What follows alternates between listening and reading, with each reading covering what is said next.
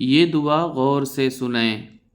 اے میرے پروردگار، اپنے پیارے محبوب حضرت محمد صلی اللہ علیہ وسلم کے صدقے پوری دنیا میں جتنے لوگ وفات پا چکے ہیں ان کی مغفرت فرما، انہیں قبر کے عذاب سے بچا۔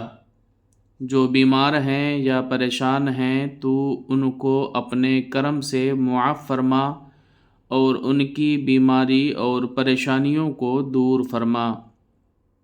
اے میرے اللہ، اپنے پیارے حبیب صلی اللہ علیہ وسلم کے صدقے جس نے مجھے یہ دعا بھیجی ہے اس کے تمام گناہوں کو معاف فرما، پریشانیوں اور ہر جائز کام میں کامیابی عطا فرما اور اس کا نصیب کھول دے، آمین یا رب العالمین۔